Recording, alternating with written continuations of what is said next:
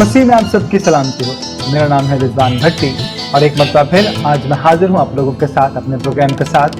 तो आइए शुरू करते हैं। आज का हमारा टॉपिक जो है वो है दुआ। अपने टॉपिक पे जाने से पहले मेरे मसीह ने एक बात कही, मैं सिर्फ वो कहना चाहूँगा। मैं ये दरख्वास्त नहीं करता कि तू उन्हें दुनिया से उठा ले, बल्कि ये कि उस शरीर से उनकी हिफाजत कर। अपने टॉपिक की तरफ आते हैं। दो सपेरे थे, उनमें बहुत दोस्ती थी। उनमें से एक ने दूसरे का जो जहरीला सांप था वो चुरा लिया और चुराने के बाद भाग गया। वो बेचारा परेशान कि मेरा सांप कहाँ गया। बहुत ढूंढा उसने, उसको नहीं मिला। उसको पता नहीं कि उसने वो सांप कितनी मुश्किल से पकड़ा था, क्योंकि वो सांपों का बादशाह शीशनाग था। और शीशनाग वो सांप है जो इस वक्त सबसे ज़्यादा ख़तरनाक माना जाता है। वो बेचारा परेशान था कि जो सांप उसने पकड़ा वो चोरी हो गया। तो बस क्या था कि सपेरा बद्दुआएं करता रहा कि खुदा उस सपेरे को उठा ले जिसने मेरा सांप चुरा लिया। तो खुदाया तू मुझे मेरा सांप मुझे वापस दिलवा दे, जिसने चुराया है तो उसको उठा ले, उसको मार दे, जो सज़ा देनी है उसको दे। कुछ अरसे के बाद उसे ये मालूम हुआ कि वो सपेरा मर गया जिसने उसका वो सांप चुराया था। तो उसने पता किया कि आया वो मरा कैसे। तो जब उसने मालूम किया तो पता चला कि उस शख्स को उस सांप ने डस लिया और वो मर गया। वो बहुत खुश हुआ कि खुदाया शुक्र है तूने मेरी दुआ कबूल नहीं की, अगर वो सांप मेरे पास होता तो मैं मर जाता। लेकिन क्या था, फिर जब उसने पूछा कि वो सांप कहाँ पर है जिसने उसे डसा, तो उसने कहा कि वो सांप भी मर गया। कि सांप भी मर गया और वो भी मर गया, ये कैसे हुआ?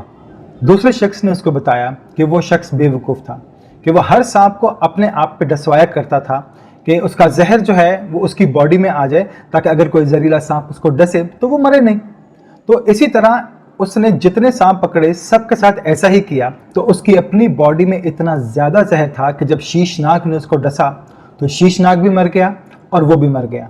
तो वो शख्स जिसका वो शीशनाग सांप था जो चोरी हो गया था, उसने कहा खुदाए तेरा शुक्र है आपने मेरी दुआ कबूल नहीं फरमाई, वरना वो सांप मुझे डस लेता और आज मैं इस दुनिया में होता ही नहीं। अच्छा हुआ वो मोजी सांप मर गया। मौलाना जलालुद्दीन रूमी हमें इस हिकायत में ये बताना चाह रहे थे कि कुदरत इंसान के लिए जो भी करती है अच्छा करती है और वो उसके लिए बेहतर होता है। बाज़ औक़ात हमारी दुआ कबूल नहीं हुआ करती। वक्ती तौर पे हमें बुरा लगता है कि हमारी दुआ कबूल नहीं हुई और हम सोचते हैं कि खुदा पहले तो हमारी दुआएं कबूल करता था, अब नहीं करता। हम शिकायत करने लगते हैं। लेकिन इसमें भी कुदरत की मसलहत में कोई ना कोई बेहतरी तो होती है। मेरे मुक्तिदाता मेरे मसीह ने फरमाया, खुदा तुम्हारी दुआ मांगने से पहले जानता है, इसलिए आप दुआ मांगकर उसकी मालूमात में इजाफा नहीं करते। मुझे ये चाहिए, मुझे वो चाहिए। आप दुआ के ज़रिए से अपने आप को ये एहसास दिला रहे होते हैं कि इन चीज़ों की मुझ में कमी है और इन्हें दूर करने के लिए जहां आपको कोशिश करना है वहां परवरदिगार की हिदायत भी आपको चाहिए। कि ये बताया गया है कि खुदावंद सबकी सुनते, लेकिन ये नहीं फरमाया गया कि सबकी कबूल भी करते हैं। अगर हमारी दरख्वास्त कबूल करने के काबिल होती है तो उसे कबूल फरमा लेते हैं, अगर रद्द करने के काबिल होती है तो रद्द फरमा देते हैं। परवरदिगार की तरफ से हाँ में जवाब मिलता है, कभी नहीं में। मेरा सवाल ये है कि जब 99 बार खुदा ने हमारी दुआ सुनी और उसे कबूल कर लिया तो हम शुक्र करते हैं कि खुदा तेरा शुक्र है कि तूने हमारी दुआ को कबूल कर लिया। और जब 100वीं बार वो हमारी दुआ कबूल नहीं करता तो हम अफसोस करते हैं, परेशान होते हैं, गिला करते हैं कि खुदाया तूने मेरी दुआ क्यों नहीं सुनी, तो हमारी दुआओं का जवाब क्यों नहीं देता। वो भी तो उसी महबूब ने फरमाया हुआ है, कभी हाँ करे कभी ना करे, इसमें भी उसकी रज़ा है और हमें उसकी हर अदा पर फिदा होना है। हम तो ये भी नहीं कह सकते कि आपने 99 दफ़ा हाँ की, अब क्यों ना कह रहे हैं। इसमें भी कोई मसलहत होगी, हमारी ही बेहतरी होगी, क्योंकि हमारी बाज़ औक़ात दुआएं ख़ुद हमारे लिए भी नुकसानदेह होती हैं और दूसरों के लिए भी नुकसानदेह होती हैं। परवरदिगार ऐसी दुआएं हरगिज़ कबूल नहीं फरमाते।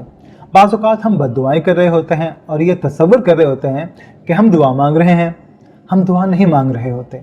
अगर हम बद्दुआ करते हैं और ये कहते हैं कि परवरदिगार इसे कबूल कर, तो दूसरे अल्फाज में हम ये कह रहे होते हैं कि खुदा न खास्ता खुदा भी हमारी तरह बदज़ुबान और बदलगाम है।